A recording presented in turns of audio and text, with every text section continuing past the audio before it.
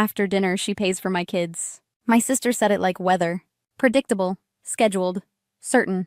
My mother answered. There are no other kids in this family. I stood in the laundry doorway, a cooler in my hands, the clock clicking like a metronome for debt. I'm Riley, 34, middle child, bookkeeper, small construction firm, default driver, family IT desk. I keep spare batteries in my glove box, a scanner app on my phone, and a notebook of promises due Friday. I like tidy lines. Receipts that match. Coffee I forget when spreadsheets get loud. They planned a performance after pie. I planned something else. Before the invoice, there was a pattern. I learned to love numbers before I loved myself. Balance sheets made sense when people didn't. At home, I was the dependable wallet. At Ava's, I was the aunt who pays. When Dad's health slipped, I carried logistics without applause. When the market convulsed, I chose payroll over pride. I wired my savings and said nothing.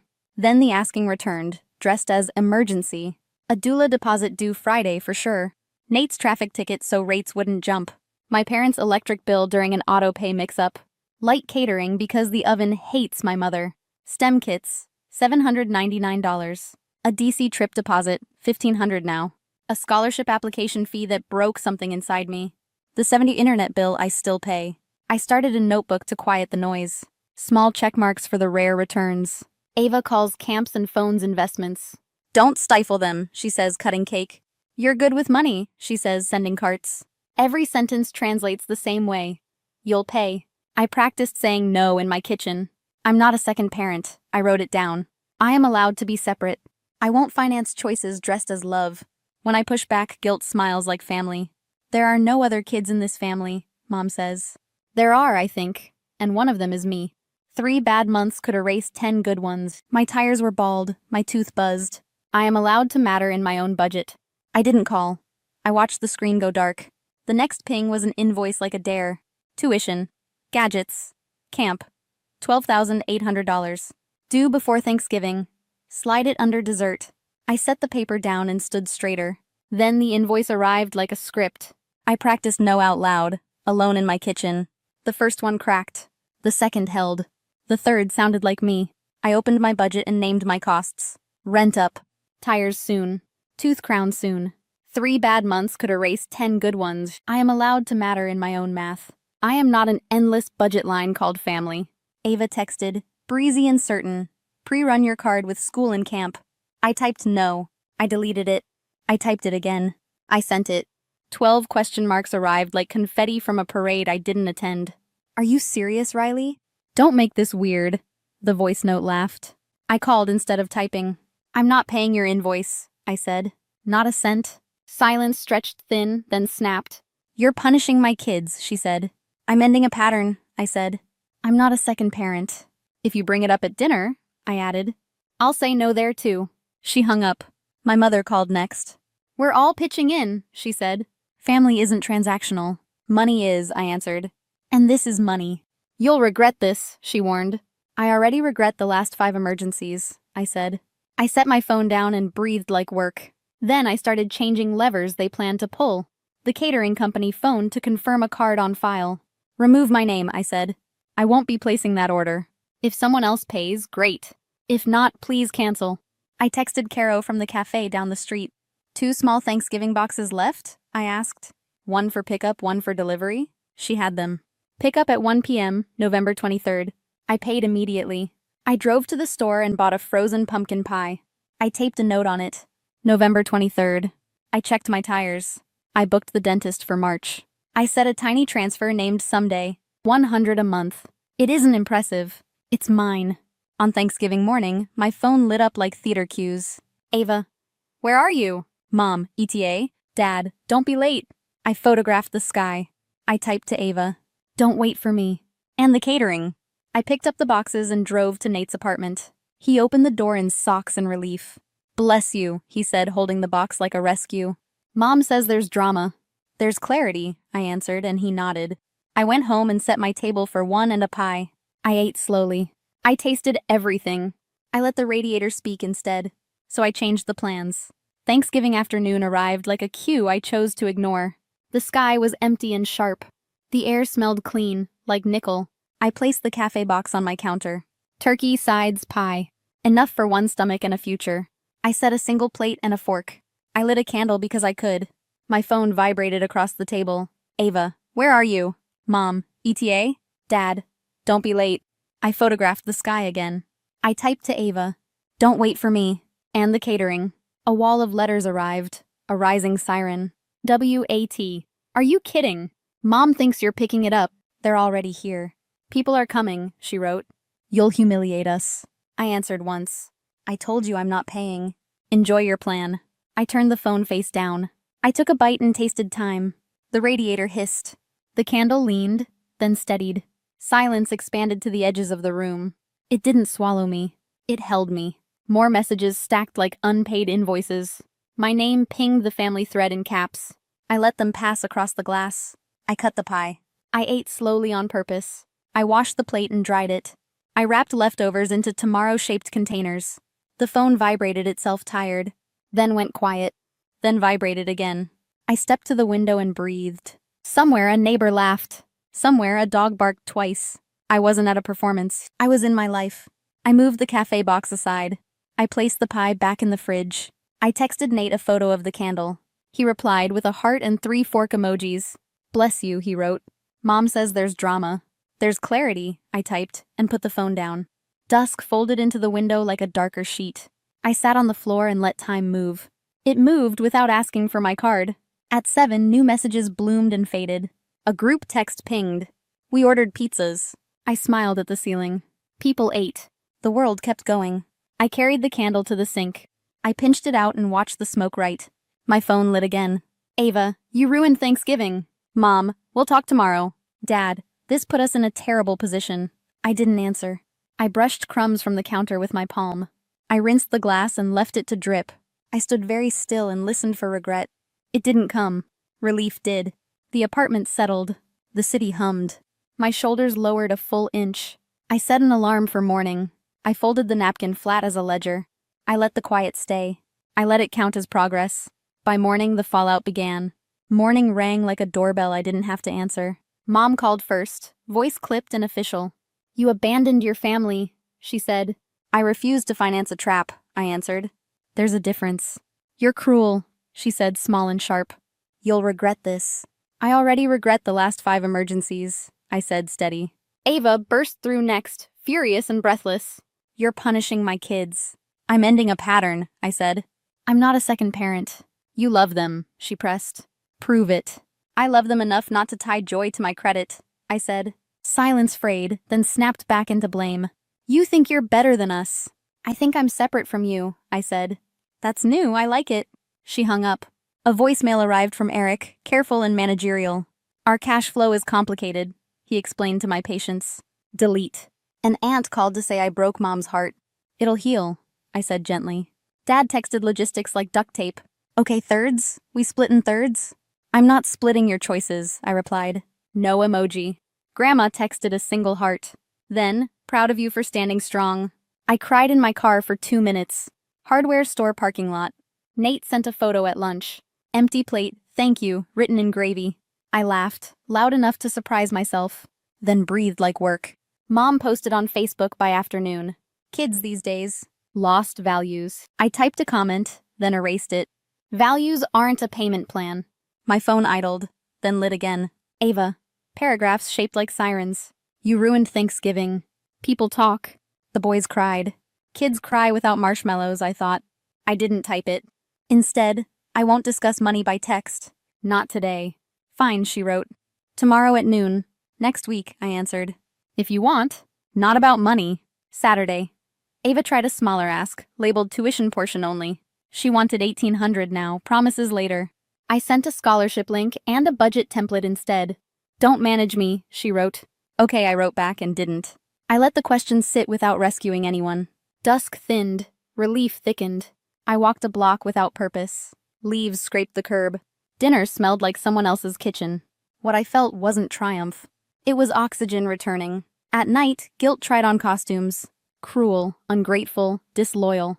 I tried on truths that actually fit. Separate. Adult. Allowed. I wrote 2 sentences on a sticky note. Money is transactional. Family is relational. I stuck it to my fridge beside November. I looked until I believed it. Text slowed to a human pace. Breath followed. Heartbeat unfurled. I washed a single mug and left it drying. Quiet held. Nothing broke. A quieter week followed. A quieter week didn't mean empty. It meant breathable. Schedules returned. Fewer sirens in my pocket. I bought new tires without postponing. The highway hum changed to steady safety. I booked the dentist and kept it. We planned the crown for March. I set someday to 100 monthly. The transfer clicked every Friday at noon. It wasn't impressive, it was mine. Nate sent 40 back with a screenshot. A thumbs up emoji like shared progress. He borrowed less and laughed more. Ava stopped sending invoices shaped like emergencies. She texted questions instead of commands. Cheaper camps? Used tech groups? Autopay? I helped when I had bandwidth. I said no when I didn't. Eric tried a spreadsheet voice once. I let the voicemail expire unread. Mom tested guilt on a calmer setting. A family should support the children, she said. I'm supporting boundaries and budgets, I answered. Boundaries aren't love. Boundaries keep love from bleeding out. We both went quiet and survived it. Grandma sent hearts with no instructions attached. I stuck my sticky note to the fridge. Money is transactional.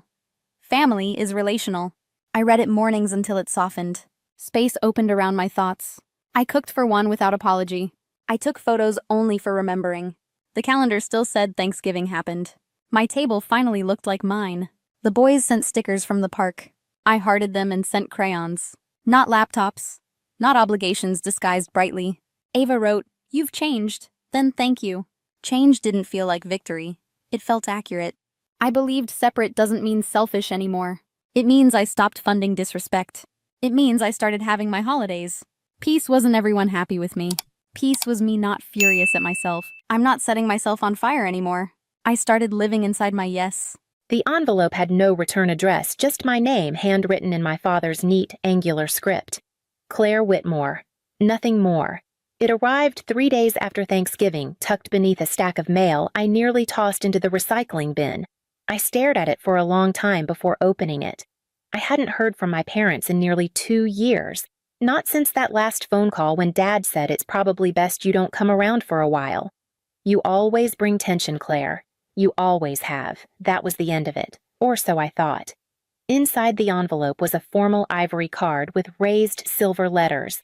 The Whitmore family cordially invites you to Christmas dinner, December 25th at 5:00 p.m. Formal attire. Family only. The words were cold in their politeness. No warmth, no we miss you, no handwritten note from my mother tucked inside. Just that sterile formality as if I were a client, not a daughter. I placed the card on the kitchen table and sat down across from it like I was negotiating terms with it. I stared until the sun dipped below the edge of the window and my reflection darkened into nothing. I hadn't been back to the house in Connecticut since Mom's surgery. I'd sent flowers called twice, but Adam said she didn't want to talk, and when she recovered, no one followed up. That silence settled into our bones. It became the language we spoke best.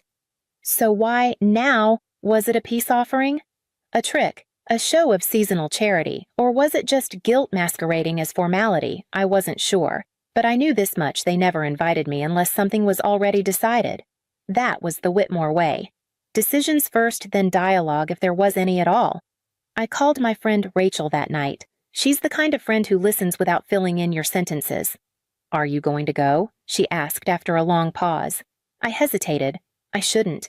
But you want to see what this is about." I nodded, though she couldn't see me. Exactly. There was a part of me that still remembered the way that house smelled on Christmas Eve. Cinnamon pine needles, the faint scent of my mother's lavender perfume. There were good years once before expectations turned into judgments, before Adam became the heir, and I became the question mark. So I decided to go.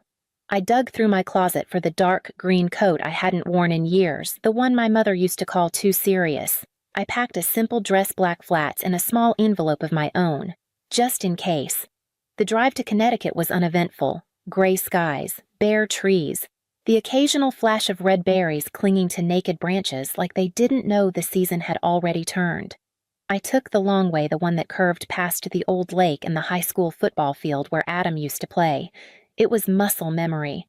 Even after all this time, my hands knew where to go. I hadn't been home in 5 Christmases. The last time I arrived late with a bottle of wine and a scarf I'd knit for my mother. She never wore it. She thanked me politely and tucked it into the linen closet like something too delicate or inconvenient to use. That was the Christmas Dad told me, half joking. You still haven't figured out what real contribution means, have you? I laughed back then. I always laughed when I didn't know how to defend myself.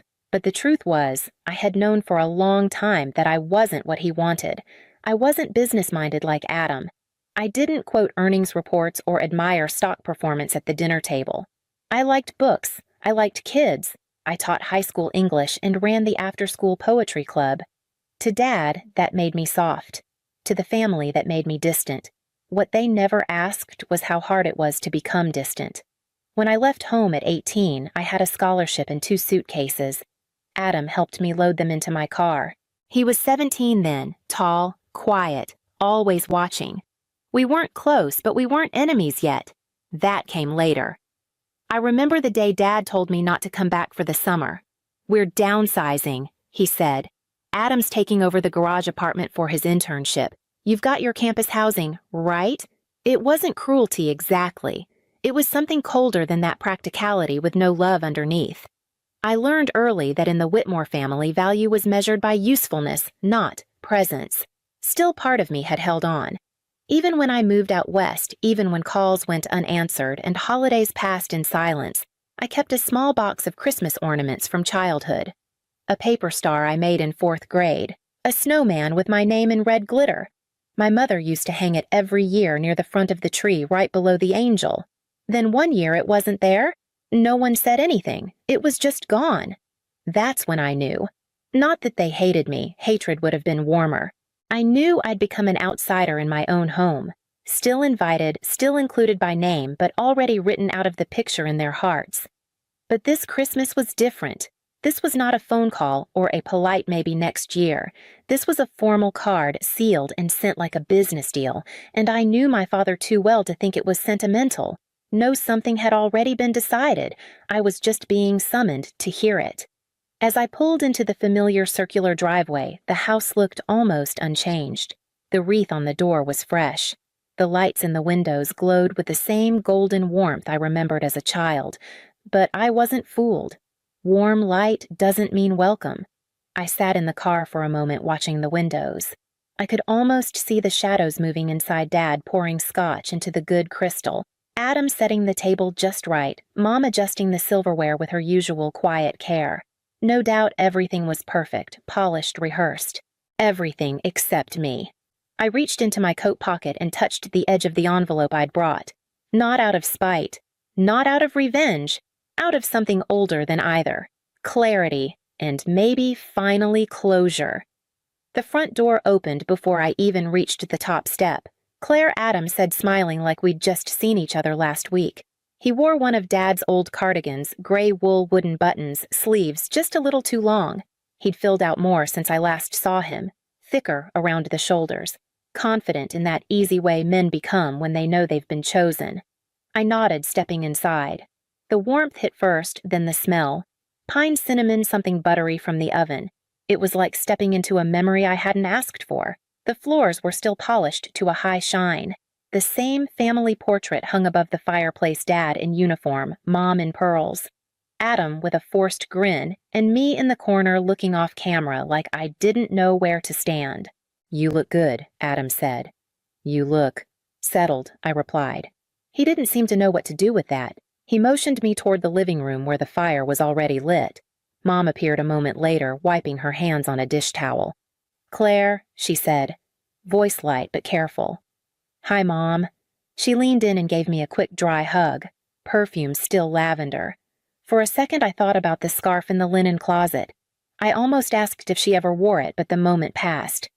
"It's nice you could come," she added, already turning back toward the kitchen. No one asked about my work. No one mentioned the years I'd spent teaching mentoring, making ends meet in a town where my name didn't carry any weight. Here I was, still the girl who left. Dad came down the stairs 15 minutes later, dressed like he was meeting a client, dark blazer, pressed slacks, shiny leather shoes. His expression didn't change when he saw me. He nodded once. "Claire." "Hi, Dad." He gestured toward the dining room. "Dinner's ready." It was all so practiced, like I was a guest on a schedule, not a daughter returning home. The table was already set, china plates with silver rims, cloth napkins folded into fans, wine glasses glinting under the chandelier. There were 6 place settings, even though only 5 of us were there. I noticed the extra one, but said nothing. We sat, we ate, we talked about nothing. Adam recapped a recent business trip. Mom asked if I'd tried the potatoes. Dad made a comment about interest rates, and I became very good at nodding. Halfway through dessert, Dad cleared his throat. I wanted to share something he said, reaching into his blazer. He pulled out a long white envelope and placed it gently beside my plate. My fingers didn't move. My stomach knew before my mind caught up. I could feel Adam watching me. Mom's fork stopped midway to her mouth. "You'll want to read that," Dad said. "We've updated some documents. Just housekeeping, really." Housekeeping. That's what they called it. I picked up the envelope, broke the seal, and unfolded the papers inside. A trust amendment. Revised beneficiaries. Effective immediately. My name was nowhere. Dad took a sip of his wine. We felt Adam was best positioned to carry on the family estate. "You have your own life now, and we respect that. But this stays with the family." He said it without anger, without gloating, just conviction, as if this were math, not blood. I folded the paper slowly and placed it back in the envelope. I didn't look up. Mom said nothing. Adam shifted in his chair. "I understand," I said quietly. Dad leaned back, visibly relieved. Then I reached into my coat pocket and pulled out my own envelope, smaller square wrapped in gold foil. I brought something too. The gold envelope caught the candlelight as I placed it beside my father's glass. His brows twitched, but only slightly. He didn't touch it. "For you," I said simply. No one moved for a few seconds. You could hear the grandfather clock ticking in the foyer. Dad finally reached over and picked it up. He peeled back the foil like it might contain a gift certificate or a Christmas card. The moment the papers slid out, his face changed. He didn't read them aloud. He didn't need to. His eyes skimmed the first page. Then the second. His lips parted slightly, but no words came. "What's that?" Adam asked, leaning forward. Gerald passed the pages across the table without a sound. Adam read faster, mouth tightening with each line. This can't be right. "It's legal," I said, "and final." The room felt suddenly smaller, like the walls were closing in. Only the soft clinking of a spoon in Mom's hand reminded me we were still seated at a dinner table. "What is it?" she finally asked, her voice barely above a whisper. No one answered. So I did. "It's the deed I said. To this house." Dad's jaw tensed. "I bought it 3 months ago," I continued, my tone calm. "From the holding company Adam used to refinance your commercial property. The one he defaulted on." Adam turned red. "You went digging through my—" "I went looking," I corrected. "After my name disappeared from the last estate report Aunt Marianne accidentally forwarded me. Something felt off. So I looked." Dad straightened his back. "You bought our home without saying a word. No one told me when I was removed from the family trust," I said. "Silence seems to be a tradition around here." The papers sat open between us, signatures, seals, dates, legal, binding. "This house was collateral," I added. "I didn't steal it. I just made an offer when the bank was ready to let it go." Mom's face had gone pale. She looked at Dad, then Adam, and then at me. Why would they sell to you? Because I paid in full, quietly, through a former classmate's investment firm. You'd be surprised what's possible when no one's paying attention to the daughter who brings tension. The words lingered longer than I expected. No one replied. Dad's voice was the first to cut through. Low, controlled, dangerous. "So this was revenge." I met his eyes. Not with fire, not with cruelty, just clarity. "No, this was mine." A long silence. I wasn't proud of the moment. I wasn't even angry anymore. I just felt done with asking for space, for recognition, for fairness. "You've always measured love in terms of loyalty," I said, but I learned something different. Love without honesty isn't love. It's control. Adam pushed his chair back but didn't stand. "You ruined Christmas," he muttered. "No," I replied. "You did." When you gambled with what wasn't yours. When you thought no one was watching. Dad still hadn't touched his wine. His hands, always steady, were clasped tightly in his lap. I looked at Mom, who hadn't spoken since the question. "I didn't do this to hurt you," I said quietly, "but I won't apologize for not letting myself be erased."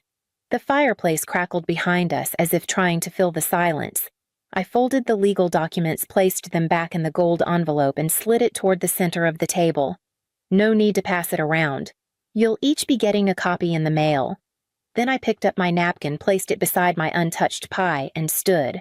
I didn't slam the chair back. I didn't raise my voice. I didn't make a speech. I just stood. No one followed me. I walked through the hallway past the photos still lining the walls. My high school graduation photo hung slightly tilted, like someone had dusted around it but never bothered to straighten the frame. Adam's portrait, framed in gold, hung just above it, centered, polished, perfect. I made my way into the den. The same plaid armchairs, the same worn rug, the same lamp that always gave off a yellow glow softer than the overhead lights. It was quiet here except for the faint hum of the heat kicking on and the ticking of a wall clock I didn't remember ever stopping. I sat. Not because I needed to rest, but because I needed to think with my body still. There wasn't pride in what I'd done. Not exactly. It hadn't felt triumphant, just necessary. A correction. A line in the sand gently drawn. For most of my life, I'd been asking for a kind of recognition I couldn't name, something between respect and love. I didn't want applause. I didn't want to be Adam. I just wanted to be seen without being compared. And now I'd bought the roof over their heads. I looked around the den. Nothing had changed. The bookshelves still held the same titles: World War II memoirs, business strategy, dusty encyclopedias. A single framed cross-stitch hung on the far wall: Discipline Builds Legacy. Mom stitched it the year Dad made regional partner. She used to say it with a half smile, as if she wasn't sure whether it was wisdom or warning. Outside the window, snow had started falling again, just light flurries like static in the air. The backyard looked untouched, the swing set long gone, the trees older but still standing. I remembered a winter when I was 8. I'd built a snow fort by the oak tree. Adam knocked it over on purpose, though he swore it was an accident. I cried. Dad told me to stop being dramatic. "You'll never get anywhere with that softness," he said. So I started hiding it. All of it. The anger, the sadness, the joy. I learned how to be useful, polite, quiet. I left home with a scholarship and a thank you note, and I never looked back except on holidays, and only in my heart. Now here I was, back in this house, owning it technically, but not really part of it. The door creaked open behind me. I didn't turn. Mom's steps were soft, almost tentative. She stood near the doorway, not quite entering. "You shouldn't have done it like that," she said, voice low. I exhaled slowly. "Then how?" There was a long pause. "I don't know," she whispered, "but it'll destroy him. He made the choice long ago to erase me. I just made sure it was mutual." She didn't argue. She didn't cry. She looked down at her hands, fingers laced so tightly her knuckles had gone pale. I stood and walked past her without touching her, but I paused in the hallway. "There's a key in the guest house," I said, not turning around. "If you ever need space." She didn't answer, but she didn't move either. I stepped outside. The cold hit harder than I expected. Real bracing clean. For the first time in years, I could breathe. Not because I'd won, not because they'd lost, but because the silence finally felt like my own. Back inside, no one spoke. The fire in the dining room had died down to embers. The dishes sat untouched. The wine in Dad's glass had gone warm. A few crumbs dotted the edge of Adam's plate, but even he had stopped eating. Mom stood by the sink, rinsing a spoon that didn't need rinsing. Her motions were slow, repetitive, like she wasn't aware she was doing it. Adam broke the silence first. "She planned this," he muttered. "She prepared," Mom corrected softly. He scoffed and shoved his chair back. We let her sit at our table. Mom turned off the faucet and looked at him. "She is family." Adam's jaw clenched. Not anymore. Dad hadn't moved. He stared at the legal documents Clare had left behind, still resting in the center of the table, folded neatly in that gold foil envelope like a gift no one wanted to open. His hand hovered above it for a moment, then fell back to his lap. "She learned how to do all this," he said slowly, not to anyone in particular. "How to find the property records, trace the loan default, buy us out." There was no bitterness in his voice, just surprise, maybe shame. She never wanted the money, Mom said, drying her hands. She wanted something else. Dad looked at her. "What?"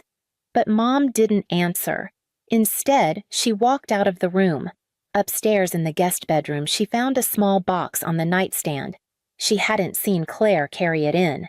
The wrapping paper was simple brown craft paper tied with red string. A folded note sat on top. "Mom, in case you still keep things. Love, Clare." She opened the box slowly. Inside was the scarf, the one Clare had knitted years ago. Dark blue soft wool with a single row of uneven stitching near the middle Clare's first attempt. It still held the faint scent of lavender. Mom sank onto the edge of the bed, the scarf in her lap, and closed her eyes. Downstairs, Dad remained at the table.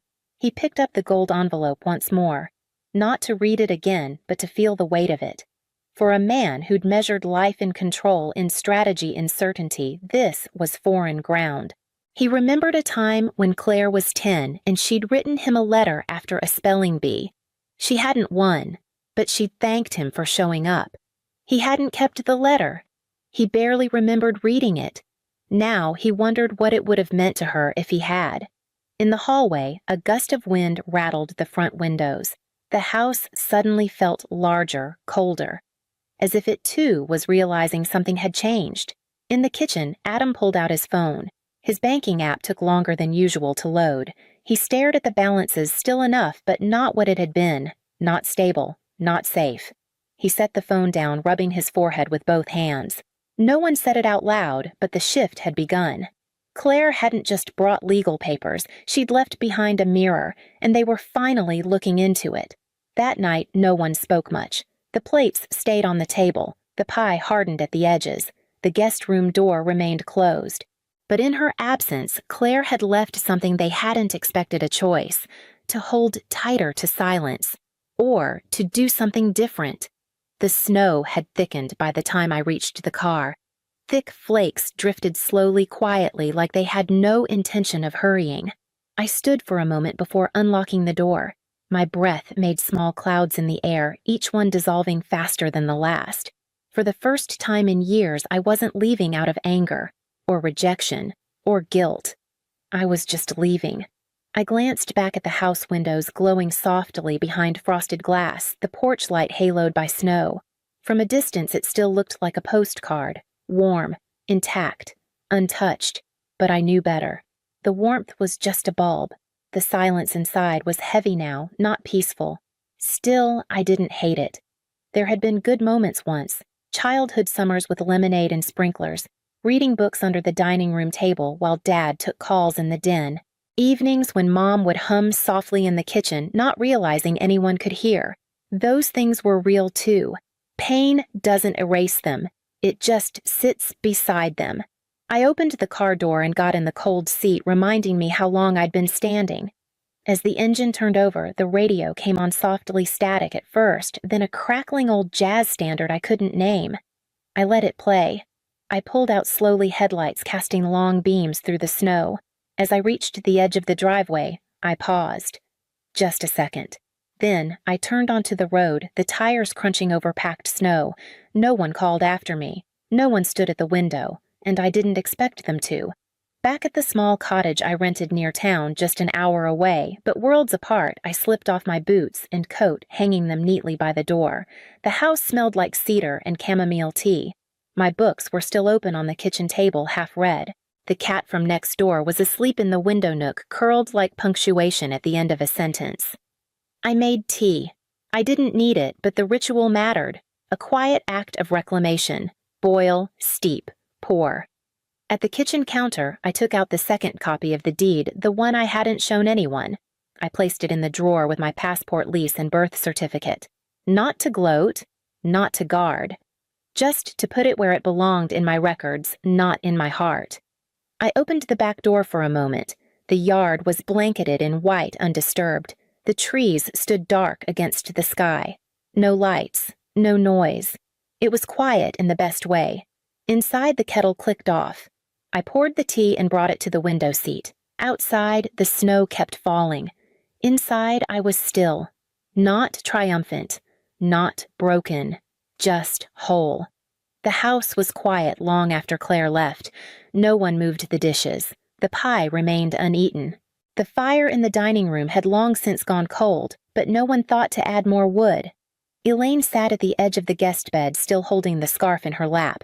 The box it came in rested beside her, the brown paper folded neatly, the red string tucked underneath. She hadn't cried, not yet. Her face was still, but her hands kept moving over the scarf, smoothing the soft wool, as if searching for something she couldn't name. Downstairs, Gerald sat alone at the table. He hadn't touched the envelope since Clare left. It sat exactly where she'd placed it, quiet and undeniable. He'd once believed that if you set the rules clearly enough, if you defined the lines and protected the legacy, the rest would fall into place. That belief had guided every decision he'd made, who to trust, what to say, what to withhold. But tonight, the lines had blurred. The legacy, it turned out, had a voice of its own. He looked across the table at the empty seat his daughter had occupied just hours before. She hadn't shouted, she hadn't pleaded, she'd simply handed him the truth and walked away. Upstairs, Elaine opened the drawer in the nightstand. Inside were a few old cards, Mother's Day birthdays, mostly from Adam, mostly store-bought. She added Clare's note to the stack, pressing it flat with her hand before closing the drawer gently. She stood, took the scarf with her, and walked down the hall toward the linen closet. She opened it carefully, quietly, and pulled out a bundle wrapped in tissue paper. The scarf, the blue one, the first one. She held it up, comparing it to the one Clare had just given her.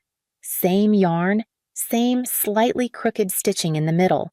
The exact same hands had made both just years apart. She hadn't worn it because she didn't know how to. That winter, Gerald had said it looked too homemade, and Elaine, as always, had listened.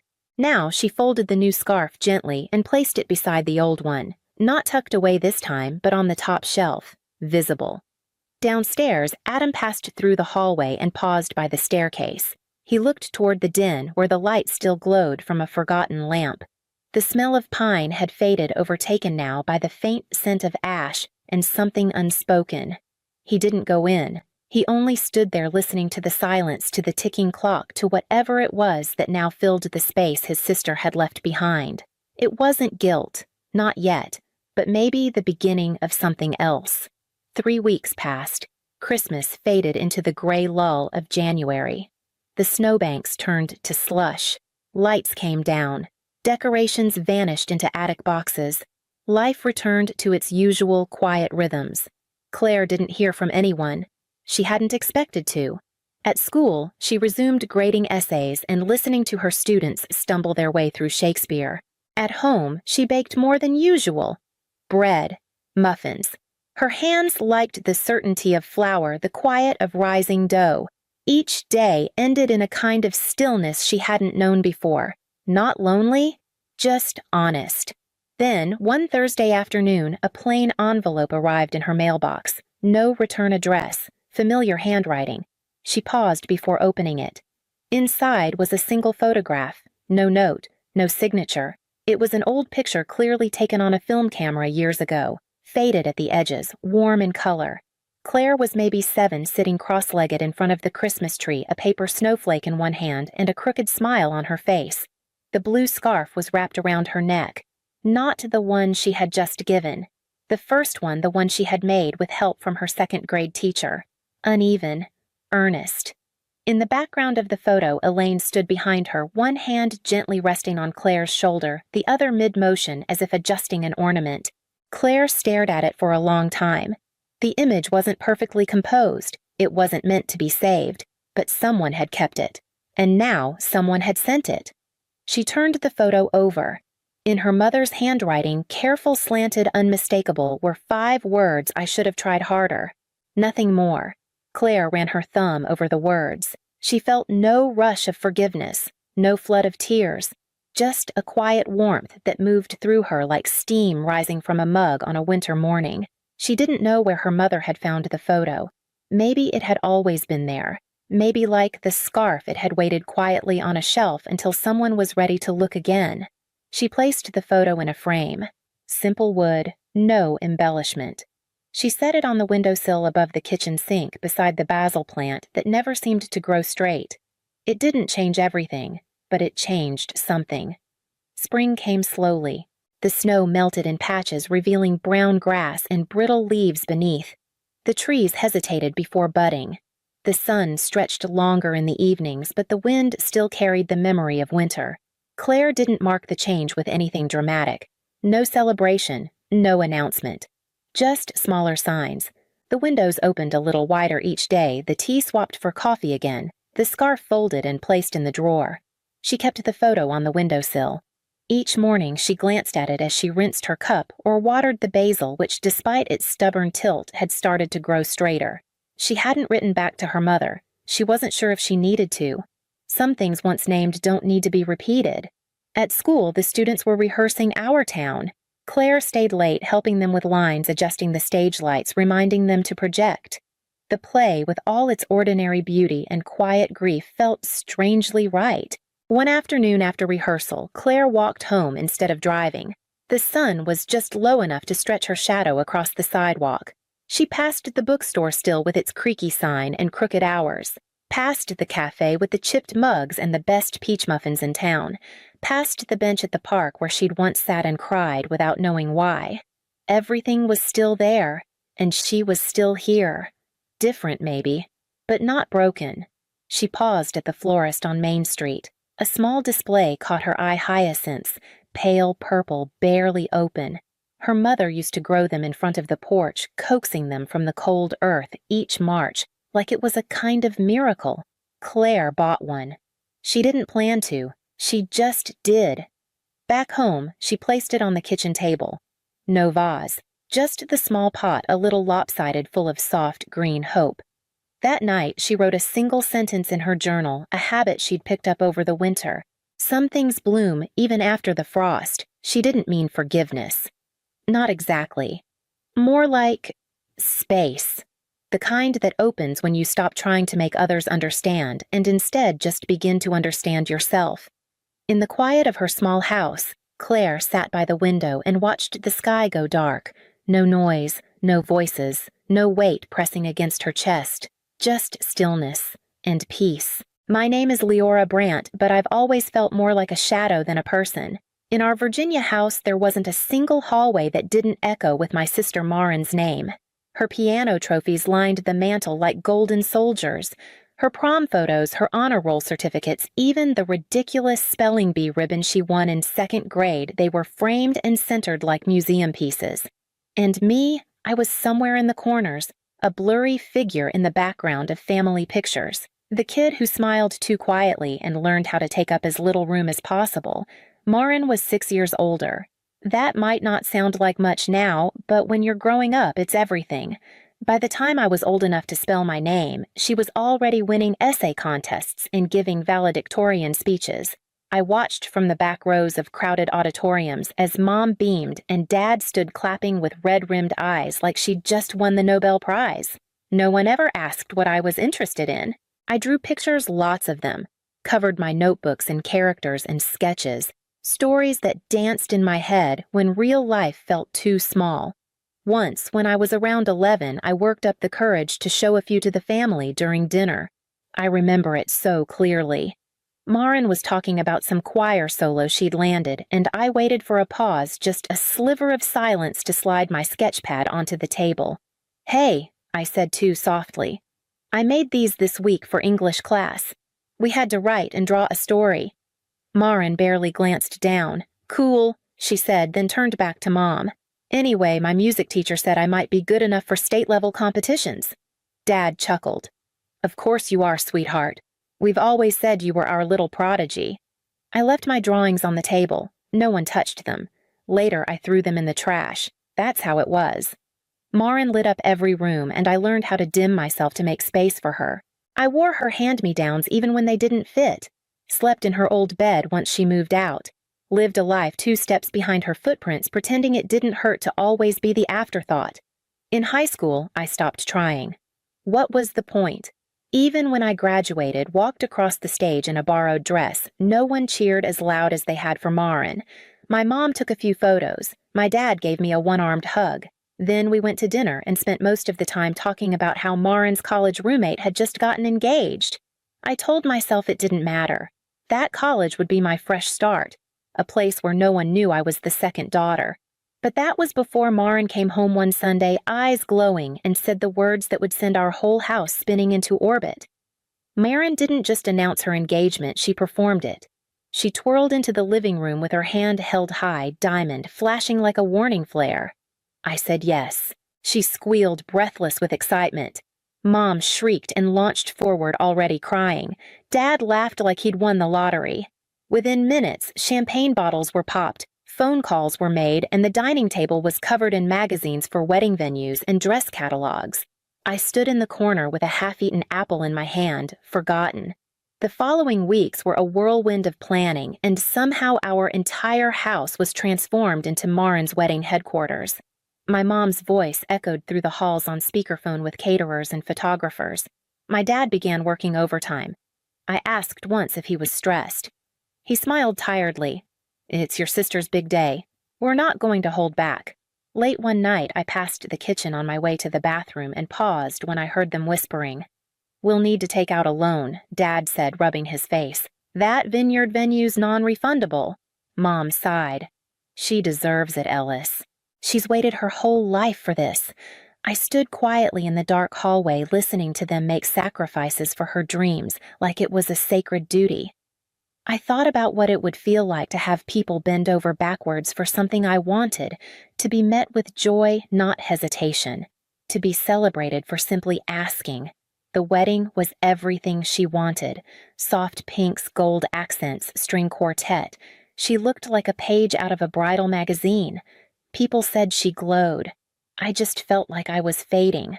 I smiled in pictures. I fluffed her dress. I held her bouquet when she got tired, and when someone asked if I was her sister, I said yes, with a smile that didn't reach my eyes. After the honeymoon, we had another Sunday dinner. Maren waltzed in late, plopped her purse down, and said, "I've decided to be a stay-at-home wife. Jack makes more than enough." Our parents exchanged a look, brief, tight, but their mouths formed smiles almost immediately. "That's wonderful, sweetheart," Mom said. "If it makes you happy, that's what matters." I chewed slowly, staring at my plate, trying not to scream. They'd gone into debt to give her a wedding fit for royalty, and now she was leaving her job without a second thought. No one asked if she'd thought it through. No one questioned if it was wise. They just nodded like it was the most natural thing in the world. I cleared the dishes while they all drank coffee and talked about baby names. A month after Maren announced she was pregnant, I finally worked up the courage to ask. It was after dinner. Mom was assembling a scrapbook of Maren's ultrasound photos. Dad was watching golf with the sound low. I cleared my throat hard in my mouth. "I've been looking at colleges," I said. "I really want to start in the fall." Mom barely looked up. "That's nice, honey. I was wondering if maybe you could help with tuition." They glanced at each other, an exchange I'd seen too many times. Silent calculations. Quiet avoidance.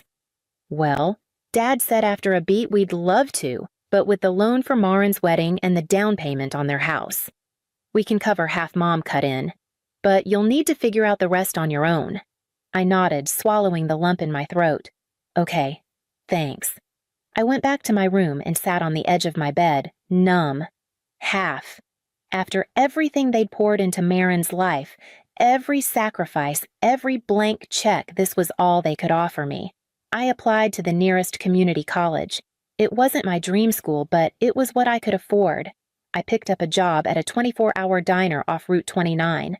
The pay was lousy, but the tips were decent when the truckers rolled through late at night. Most shifts I kept my head down, poured coffee, took orders, smiled when it was expected. But there was one customer, Miss Carroll, who came in like clockwork every Wednesday at 10:15 p.m. She ordered the same thing, black coffee blueberry pie, no ice in her water. She always sat in the same booth, always left a $10 tip on a $6 tab.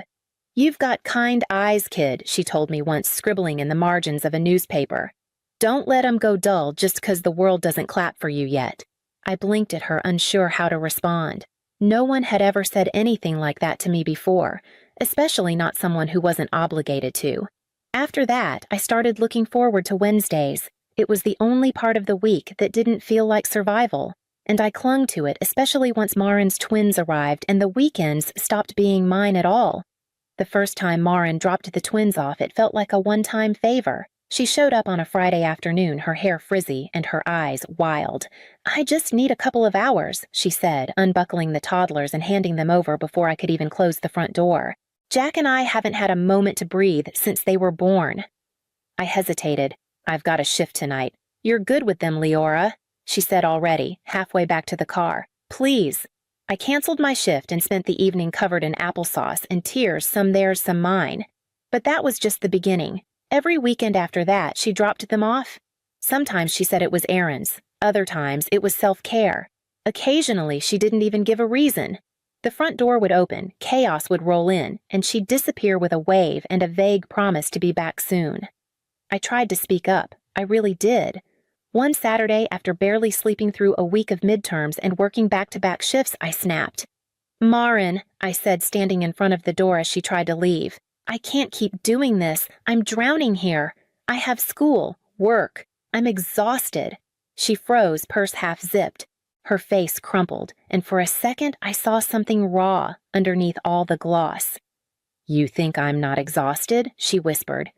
"Do you think I wanted any of this Jack's barely home? The boys don't nap. I haven't worn real clothes in months. No one asks how I'm doing, they just expect me to be grateful." I stared at her, stunned. She looked just as trapped as I felt, but then she squared her shoulders. "You're not a mom, Leora. You don't understand. You'll help right. Just for a little while." And just like that, it was back on me. I turned to our parents later that evening, voice shaking. "I need some space. I need time to study, to sleep. Dad didn't even lower his paper. Your sister needs help. Be glad you can give it." Mom sighed. "Don't be selfish, Leora. You'll have kids of your own someday, you'll understand." I didn't know what was worse, the guilt or how familiar it felt. So I folded. I kept showing up, bottle warming, diaper changing, cartoon playing. Weekends stopped belonging to me. Everything did. I spent 6 months scraping together enough money for 3 nights in Myrtle Beach. It wasn't glamorous. The motel had dated floral curtains and sand stuck in the lobby carpet, but it was a block from the ocean and it was mine. I'd booked it myself, paid with my own tips, and counted the days like a prisoner crossing off calendar marks on a cell wall. When the bus finally pulled in and I stepped off, salt hit my skin like a baptism. For once, I didn't hear crying kids or clanging dishes, just to the ocean. I checked in, dropped my bag, and changed into the one swimsuit I owned. I didn't care that it was faded. I was here. I was free. I came back from my first walk on the beach, glowing, my flip-flops still dusted with sand. That's when I saw them, Mom, Marin, and the twins, outside the motel room next door. 2 big roller bags sat beside them. The boys were already chasing seagulls in the parking lot. "What? What are you doing here?" I asked, voice tight. Mom beamed. "We thought it'd be fun to surprise you. Family trip." "But how did you—" "Oh, Marin saw the email confirmation on the kitchen counter," she said, brushing it off. "We didn't want you to be alone." I looked at their room. It was clearly an upgraded suite, balcony, ocean view, big enough for all of them. My room was a converted storage unit with mismatched towels and one flickering lamp. Before I could process the sting, Marin was already pushing the twins toward me. "They've been dying to see the beach," she said. "You don't mind watching them, right? Jack and I want to take a long walk. Maybe hit that new oyster bar. I need to grab some snacks," Mom added, "and sunscreen. We'll be back soon." And just like that, they were gone. I stood there while the boys tugged at my arms, laughing and screaming. My room turned into a jungle gym. They smeared juice on the sheets, broke a lamp-flushed apple slices down the toilet. I spent the second night on the phone with maintenance and paid out of pocket for a plumber. By the end of day 3, I was more tired than I'd ever been. My skin burned, my patience frayed, and my wallet emptier than when I arrived. When Marin complained that she was exhausted from all the traveling, something inside me cracked open. The moment I walked back through our front door, the exhaustion hit me like a wave. I dropped my bag by the stairs and headed straight for my room, ignoring the blur of the television and the way Dad barely glanced up from his recliner. I collapsed onto my bed without even changing. My legs ached, my shoulders were stiff, and my bank account was down to single digits. I hadn't had a single uninterrupted night of sleep since the trip started, and all I'd wanted was 3 quiet days by the water. Instead, I came back with a sunburn, a migraine, and a bill for a broken motel lamp. I don't know what exactly snapped the next morning. Maybe it was the sound of my mom's voice echoing through the house like nothing had happened. Maybe it was the text from Marin asking if I could do next weekend too. Maybe it was just the silence that came after too much noise. I pulled out my duffel and started packing. The door slammed open so hard it hit the wall. "Eliza, what are you doing?" Mom stood there, her arms crossed, disbelief painted across her face. "I'm leaving," I said quietly. "I'm moving out." Her mouth dropped open. "You're being dramatic." Dad's voice boomed from the hallway. "If you walk out that door, you're on your own. No help with school." "Nothing." I hesitated, my fingers curled around the zipper of the duffel. Part of me faltered just for a second until my mind snapped back to finals week. I saw the image like it was happening all over again, one of the twins dumping juice on my laptop, then hitting the keyboard with a toy truck while I cried quietly in the corner. I zipped the bag shut. "I'd rather struggle on my own," I said, "than keep living like this." "After everything we've done for you," Mom whispered, eyes glassy. "No," I said. "Everything you've done for Marin." They shouted more as I walked down the stairs. Accusations, warnings, pleas. But I didn't stop. At the front door, I paused. My hand hovered on the knob. "If you leave now," Mom said behind me, voice cracking, "don't bother coming back." I opened the door. The light hit my face like a slap and a promise all at once. I stepped through and didn't look back. For the first 2 weeks, I slept on Danny's couch. She never made me feel like a burden, just handed me a pillow, a blanket, and a pair of keys. "It's not much," she said, "but it's yours while you figure things out." I figured things out $1 at a time. I picked up every shift I could at the diner. When I wasn't working, I was cramming for midterms at the back booth, nursing cold coffee and pretending my ankles didn't hurt.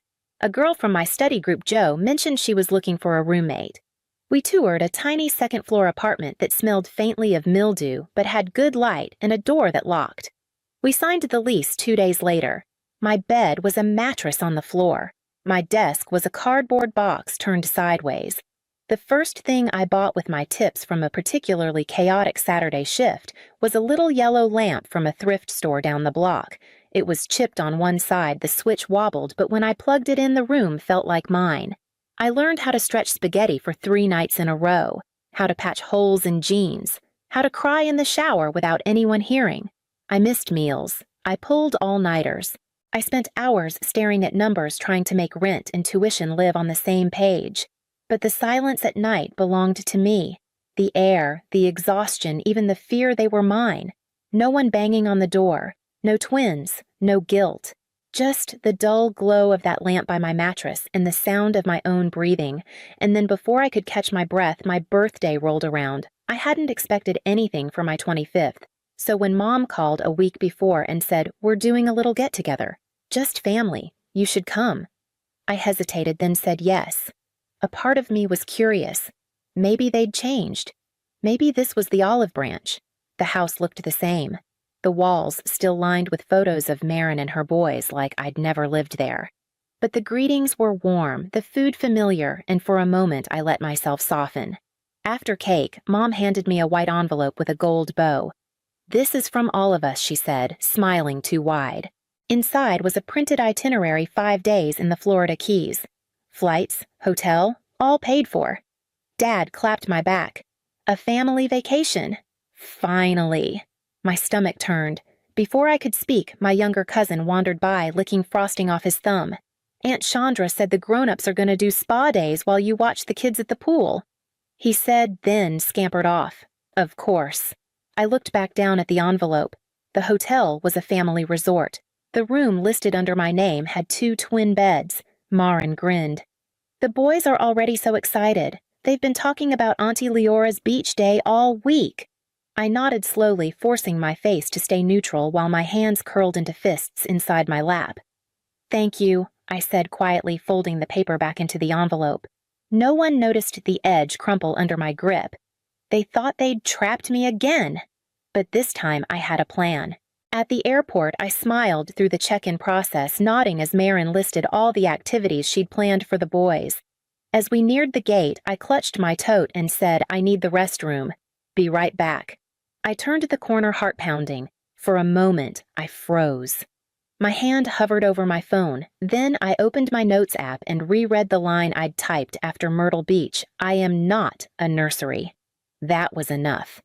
I walked calmly to gate 42 and handed over my separate ticket, one I'd bought weeks ago, to a quiet resort town where no one knew my name. As I settled into my seat and the wheels lifted from the ground, I raised my glass of cheap champagne and typed a final message. "I'm not coming. Enjoy your trip." Then I turned off my phone and leaned into the hum of distance. They showed up less than 24 hours after I got back. I opened the door to Mom, already mid-sentence, voice sharp and shaking. Marin stood behind her arms, crossed, face red. "You humiliated us," Mom snapped. "The boys were crying. We had to rearrange everything." Marin stepped forward. "You just left," she said, quieter. "You didn't even say goodbye." I let them rant. Accusations tumbled out like broken glass: selfish, irresponsible, ungrateful. I stood still, arms folded across my chest, until their noise finally ran out of steam. "I'm not doing this anymore," I said, voice even. "Until you treat me like a person, not a free service, we're done." Mom's jaw dropped. "You can't be serious." I turned toward the door. "You need to leave." For a second, Marin's eyes flickered, just a brief softness, something almost like understanding. But she said nothing. She turned and followed Mom out. I closed the door behind them and slid the lock into place. It's been 7 months. The studio's small, but it fits me. Mornings start with sunlight through sheer curtains and the sound of the riverwalk below. I water my balcony plants and leave the door open when I paint. Last week I got a postcard in the mail. No return address, just Ms. Carroll's looping handwriting. "You were always more than they saw." I smiled and pinned it to the fridge. No one calls me selfish here. No one hands me screaming toddlers or expects me to disappear. I used to beg to be included. Now I build a life no one else gets to rewrite.